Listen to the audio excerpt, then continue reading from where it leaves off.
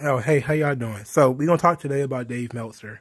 I'm actually not going to rip Dave Meltzer today because some of the stuff that people have been saying about him, right, is a little overboard. Okay, so this video is inspired by Rusev and Ryback back-to-back days coming out shitting on Dave Meltzer, which I enjoy.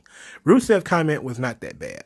Ryback's comment was a step over the line, just a little step over the line.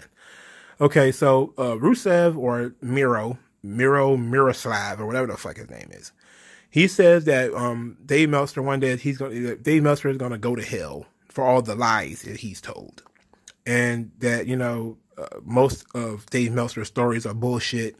That people feed him small stories, but anything big is probably bullshit. Not 100% agree with Miro. It's true, Rusev or whatever the hell, whatever I'm calling him today. But I 100% believe it. I think that there probably was a time when people worked with Meltzer or tried to help him. And I think it was a lot of the Jericho stuff, when Cornette worked there. Cornette was one of them. There were some people who used to be Cornette stooges. And and that kind of kept him honest. But I think over the years, it's kind of dwindled because all of the heat that the dirt sheets get now is kind of all falling on Meltzer. And he's not really the progenitor of all this shit, but he is sort of the standard bearer. Because I think the Wrestling Observer, I just stumbled across it the other day because I was looking up wrestling magazines, because I'm about to actually start getting into doing history. But we'll talk about that later. But I think that the Wrestling Observer actually started in 1983. So that newspaper is older than me. But I think that it hasn't been around that long. But I think he really his desire to editorialize a lot, to take pot shots at people, that stuff has become a staple of the internet, the underground wrestling fan, the tape traders in the 90s. And now all the people on the internet, now myself included, like when he called the Ultimate Warrior the anabolic warrior, when he called the junkyard dog the junk food dog because he had gotten fat and he was on drugs and stuff. That type of snark and that type of negativity has become ubiquitous through the wrestling landscape. And it's his fault. Like he is the person who kind of created the very, very jaded, cynical, negative wrestling fan. They probably already existed to a degree.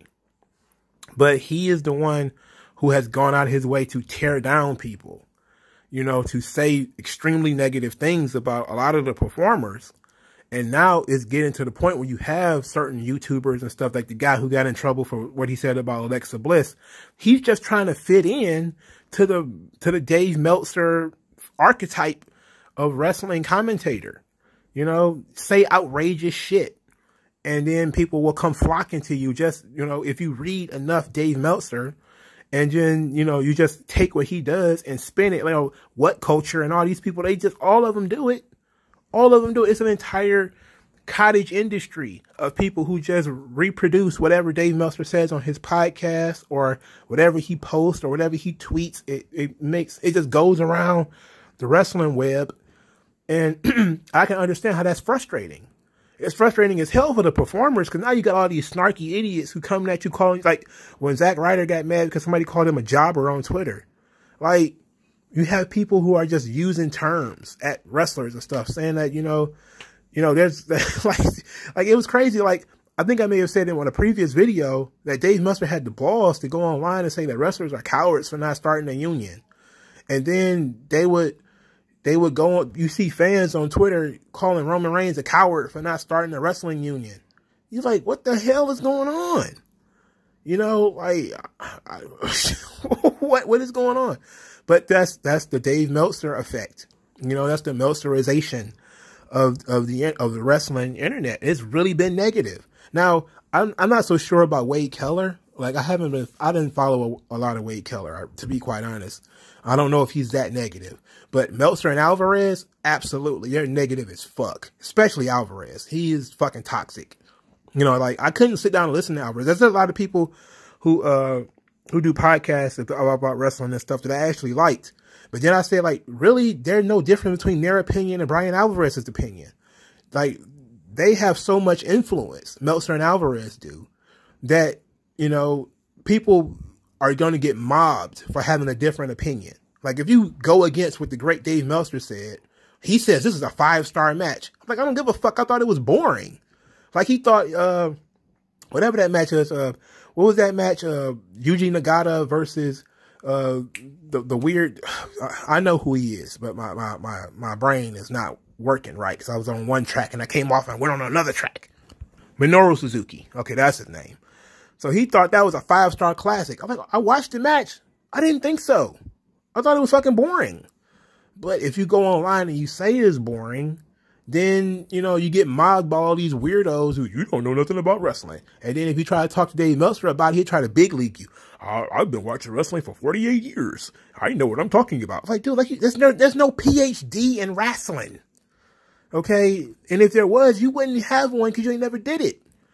So, like, the idea of, you know, that negativity, that hoity-toity elitism of the wrestling fan today, that shit is a product of Dave Meltzer. Everybody trying to be snarky, everybody trying to be over smart, you know, that's Dave Meltzer stuff, but that still makes it weird that Ryback said that the wrestling business would be better off with Dave Meltzer 6 feet under.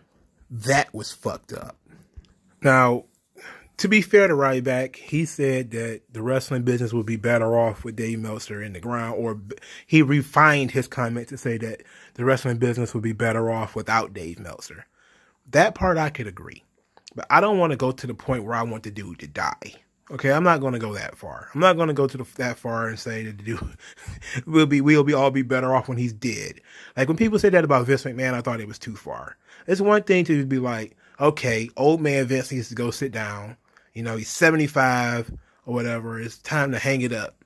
I think the same thing for Dave Meltzer, to be quite honest. Hell, I think it's half the fucking people on the internet need to shut the fuck up. Especially if you're not going to do any real analysis or any real thought into what's going on and into trying to figure out, you know, the different storylines and stuff like that. Just instead of just trying to look for things to be upset about or look for things to be snarky about.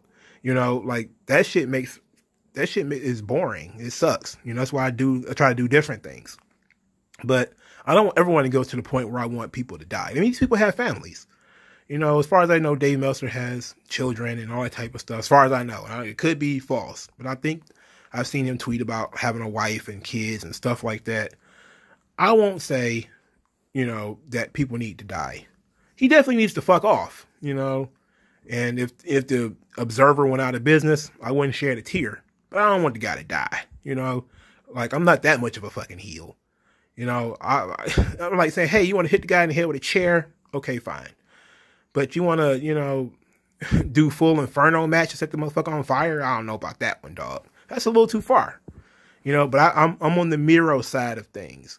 Dave Meltzer's a fucking liar. He's almost always proven to be a liar. He always hedging his bets. He never just says this is what's going to happen.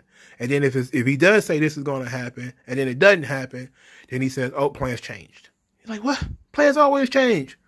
Stop spreading fucking rumors and shit.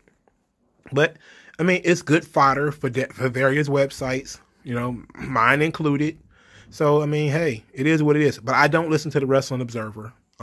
I'm blocked from following him on Twitter. So I have to generate my own content. I don't really just go and, you know, copy whatever he does. I try not to have, you know, one brain along, you know, the hive mind of everyone else anyway. But I just kind of wanted to throw this out there because I am hard on Meltzer. I will continue to be hard on Meltzer. Hard on Alvarez too. Fuck Alvarez. He's a really bad worker too. Have you ever, like, I tried to watch a Brian Alvarez wrestling match. He fucking sucks. He has no definition in his body. He doesn't seem to have any sort of, like, I don't understand how you could watch this shit so much and then critique other people's performances and your shit is so bad. It's weird. It's really weird. And I think of the wrestlers who critique wrestling, there are people who do it better than Alvarez. He is very colorful in the way that he does it. But there are people who do it better than he does, you know? And, you know, maybe they spent their whole careers as jobbers or something like that, but they do it a lot better. There are some very smart people out there who break down wrestling and they have fun with it. You know, even if they don't like it, they still find a way to have fun with it. And I prefer to listen to those podcasts and all this type of stuff rather than listening to the hardcore. Well, we just talk about WWE because it pays the bills. We really just want to use WWE to talk about fucking New Japan and then just talk about how great it is. Like these. Oh, while I'm on this subject, because I wasn't going to say nothing about this, but there is a clip out there that where you have Brian Alvarez and Dave Meltzer talking about how great Darren Young is. Fred Rosser the third. You know, he's wrestling in New Japan. So all of a sudden he's good. Like all he needed to do was go to New Japan, and all of a sudden he's good. Fancy that. Fancy fucking that. You leave WWE, all of a sudden you're good. How about that? How many times we keep see that whole thing right there? Like they sat down there for like a minute, 2 minutes. I heard the clip online because there's people who I follow on Twitter who clip that sort of thing, and then they'll post it and be like, "Listen to this outrageous shit," and I have to listen to it because I have to hear it from the horse's mouth. I don't like getting information secondhand. I want to hear it from the horse's mouth if I can. And hearing it, people talk about how great Darren Young is, how WWE dropped the ball on Darren Young. Motherfucker, please. Motherfucker, please. Stop it. Stop. Stop it. Stop it whole cloth. Cut that shit out. All right, man. Thank you guys for listening. Like this video. Boop. And I'll talk to you guys later.